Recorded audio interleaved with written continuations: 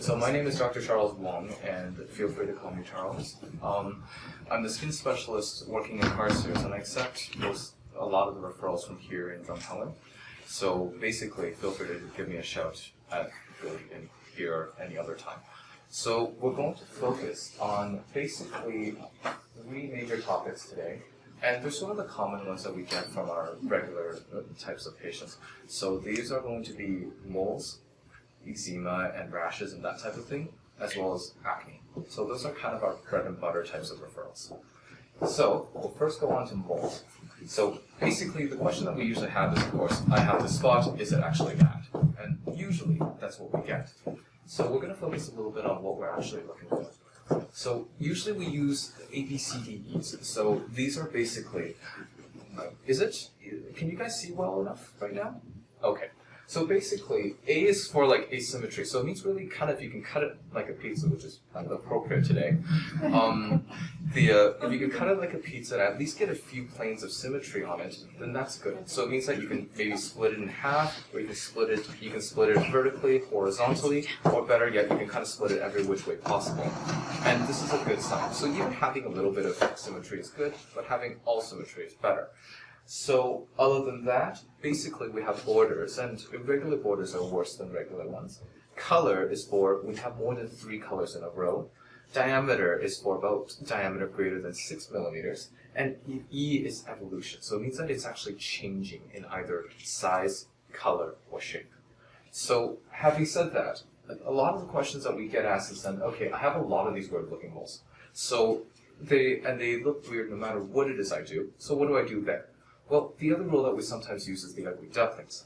So what it means is that if you actually see a mole and it looks kind of a bit weird, but you have other moles that look equally weird, that's okay. However, if you have moles that look kind of weird even in context of your other weird moles, that one we basically look at. So I took the liberty of showing you this because technically all 3 of these areas, all 4 of these areas with blue arrows are actually weird-looking moles normally, but they still look like each other, and this is good. However, having said that, if this one is still in this context weirder compared to everything else, so when you still see that mole and you can't find anything else that resembles it, this is also a reason you want to see your doctor. Okay, make sense so far? Okay, so we'll sort of move on to eczemas then. So eczemas are really kind of caused every single time with every single type of eczema from sort of 3 sources. So basically, you have some type of external irritant passing through the skin barrier and irritating the skin underneath. So the type of eczema that we see, asteatotic, dyshydrotic, nummular, various other types, it's basically all due to either one of these factors, sometimes multiple. So either we have too much irritant in allergic contact dermatitis, we have really bad skin barrier in the case of, say, dyshydrotic dermatitis, or sometimes we have just really bad sensitivity, like we have in some of our kids when they have like kind of your regular eczema called atopic dermatitis. So you can address, when our treatments try to direct towards the type of eczema, because then we can sort of direct it towards either irritant, skin barrier, or towards inflammation. So basically, we can remove the irritant, we can repair the barrier, or we can remove aggravators or remove the irritators for the skin, or bring down the immune system.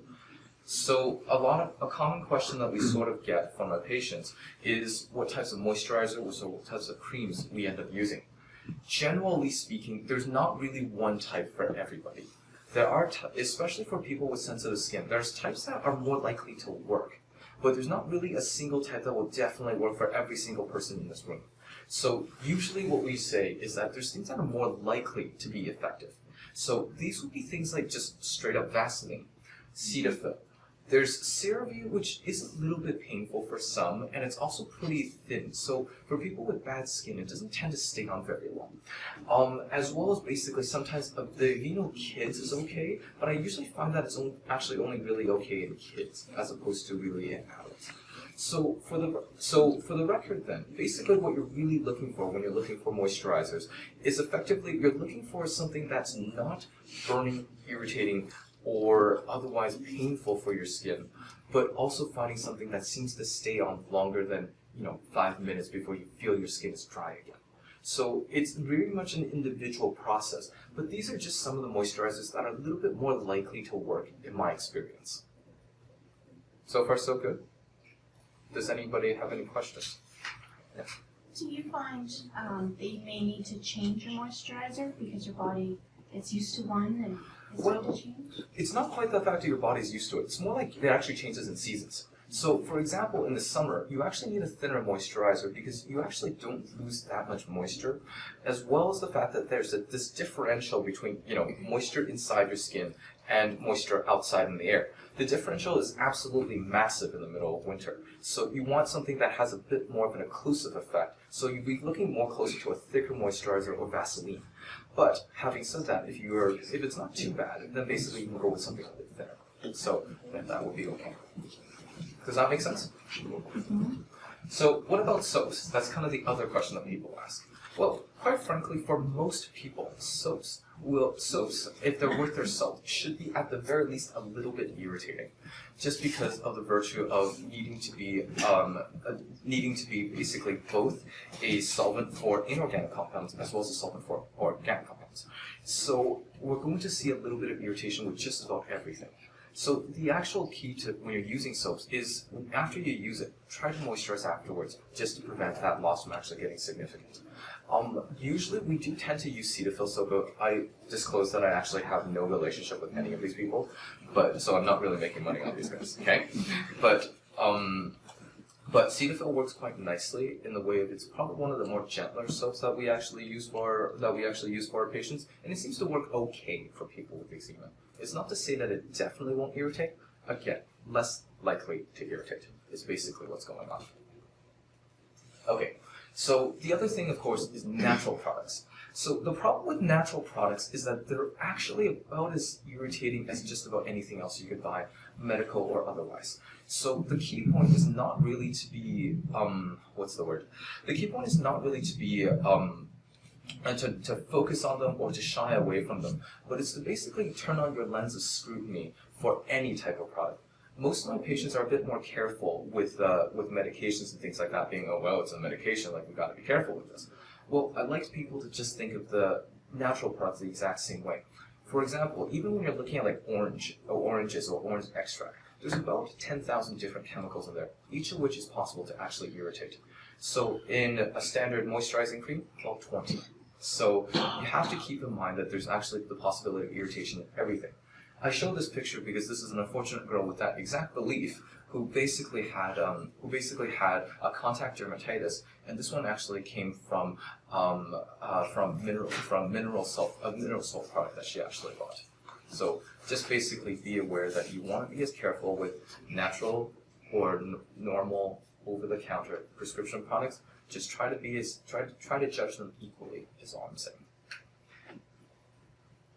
Okay, so otherwise we'll talk about the steroids. So steroids people get a little bit nervous of because of steroid atrophy. So the thinness of the skin. The nice thing to know about it though is that most of the time steroid atrophy is almost always recoverable.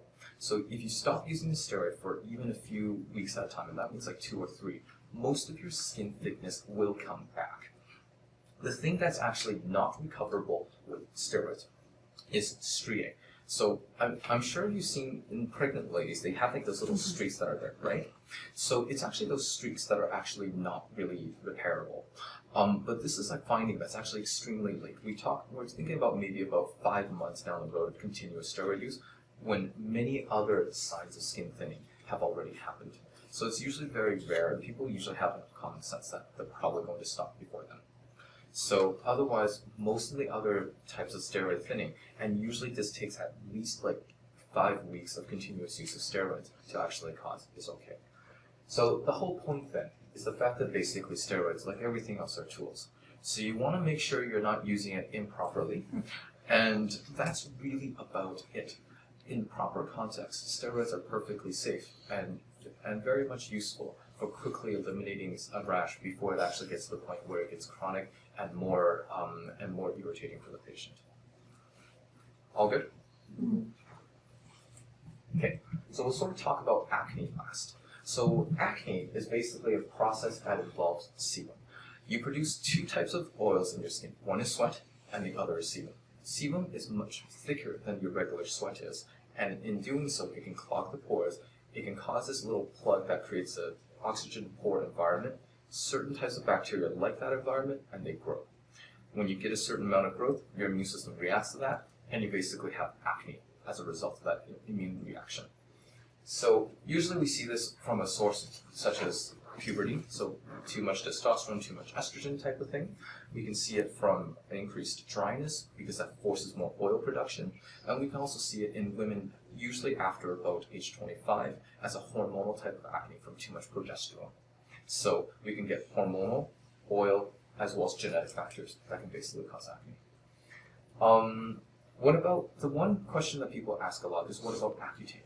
Because a lot of people hear very scary things about it. So Accutane side effects come in three categories. They are the common stuff, the actual, which are not dangerous but annoying and almost everyone will get them. There's the uncommon stuff, which is basically the stuff we monitor for and potentially could be dangerous. And then there's also like the stuff that people hear about and are terrified of, but probably don't exist. So the common is basically dryness. So dryness of lips, eyes, mouth,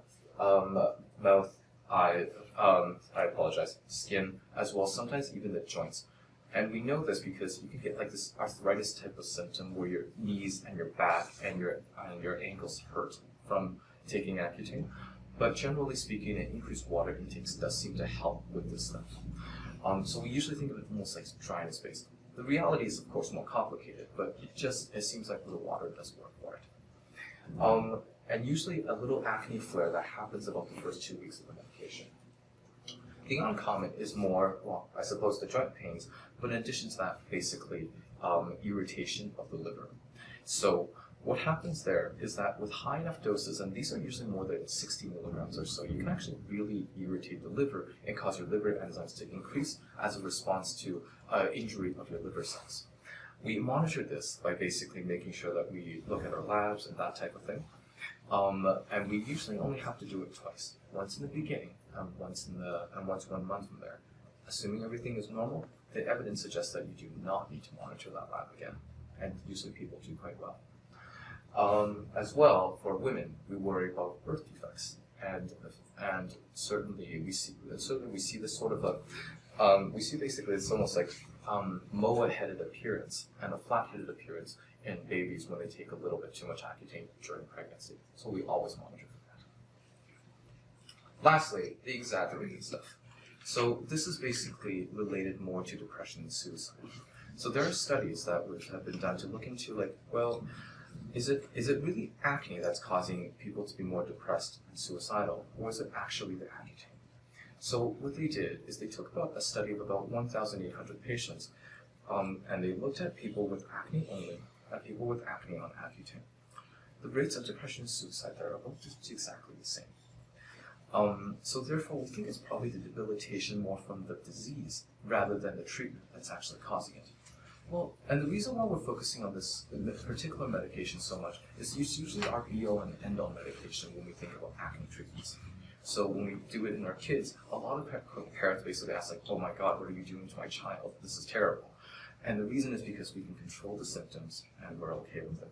So I'm not saying that everyone in this room absolutely needs it, and I'm not saying that everyone's child needs it, but I'm saying that, you know what, some of these treatments are scary. Some of these treatments can have to be controlled. But ultimately, if we have the right type of control and we have the right type of knowledge for it, then this is totally okay. So basically, that's sort of an overview of of sort of some of the things that we do in our clinics, as well as some of the things that you may be able to do at home, just to basically help with you or your families when you're treating skin diseases. So again, medications are tools, and managed properly, they will help you. If not, if managed improperly or done in a way without proper information, yes, they can help. So I just want people to be comfortable with the fact that we use it, but just we use anything else. So, any questions on what's been going on so far? I have a question that's not related to any of the topics that you spoke No about. problem. We do a lot more than this. I was just interested to know about, like redness and rosacea. Like, what would you suggest or recommend for that? Sure. Rosacea actually falls into two categories broadly. There is erythrometalgenic rosacea, otherwise known as like just a lot of blood vessels in that area, so it looks like redness and flushing. So this is a type of rosacea more related to your vessels and how they dilate. So this happens a lot in Caucasians, and they basically over time get that chronic dilation, and it's kind of like if you work out your muscle, it gets bigger, right? So if these blood vessels dilate a lot, they get more prominent and sometimes just stay there. There are some limited creams that work for this type of thing, but mostly we think of cauterization of the blood vessels as our primary treatment to get rid of them. So these would be things like potentially lasers, redness removers, and unfortunately that's about it. Now the other type of rosacea is the inflammatory rosacea, so the bumps that you can get. There's some schools of thought as to how they appear. There's inflammation as well as a mite called demodex. So we can either annihilate the mite, we can bring down the inflammation, and that will bring down some of the redness and sometimes pain with it. So this is more of a medical treatment, and we have creams and covered medications to deal with that.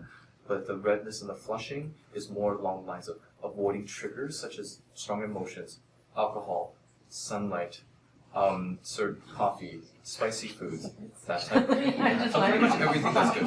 Everything that's nice. So in addition to laser type treatments.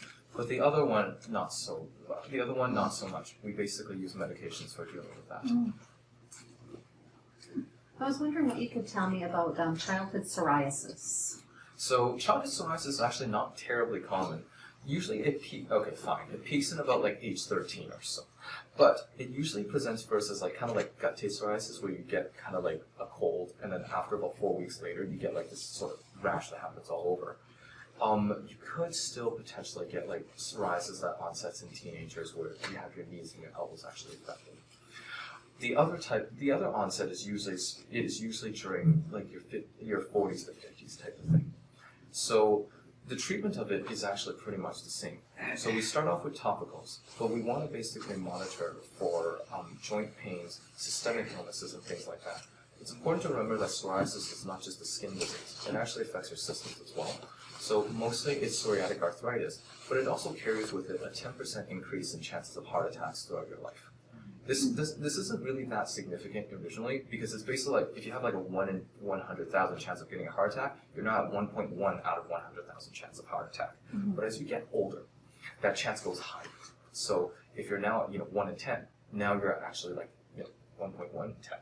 So, and then maybe if you get even higher, it just becomes more and more significant. So we want to control. So if it does involve systemic illnesses, we want to treat it hard and fast and start considering oral medications instead of just creams. Otherwise, there is actually a new cream that came out in the last few years called Instellar. Again, no real disclosure there to make, but it's actually the single best medication I've ever come across for psoriasis. And it's almost like an eraser topically for when you just kind of point and shoot and make it better. So it works nicely, but again, it's only in the context of other medications or mild and moderate types of psoriasis. So, anything else? When it comes to sun damage, which most of us have, due to being overexposure to the sun, what, if you already have it, other than avoiding the sun and one-time sunblock, what else can you do? Like, is there to try and erase some of the damages? It's a bit of a loaded question. So basically, sun damage can be in the form of skin cancer, it could be in the form of pigmentation, it could be in the form of depigmentation, and it could even be in the form of redness. So that one, I would actually say this is probably something you should speak to me directly about, because each different type of thing requires a different treatment. So for straight up cancers, we have to cut them out or do liquid nitrogen. For pigmentation, we had to use lightening creams. For depigmentation, there's not a heck of a lot we can do. For redness, we have to use certain types of creams. So this is when we're talking about things like Grover's disease, which is otherwise known as transient acantholytic dermatosis. But usually we see that in about 50, 60 to 60-year-olds in the sun. So it really varies depending on the patient, and usually they have a combination of different types of things. So I can't give you a good answer for that because each answer requires a pretty long explanation. Okay, with children and acne, with young children, my daughter has 3 blackheads. Okay. Of her nose. She's 9. Okay.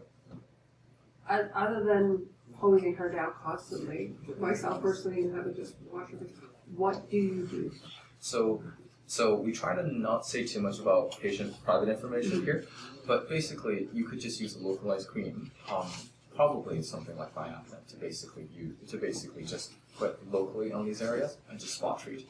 It's usually probably a little bit easier than actually using creams or like using anti-acne creams or stuff like that. This is actually one of those ones where proactive might actually work because you have so few spots.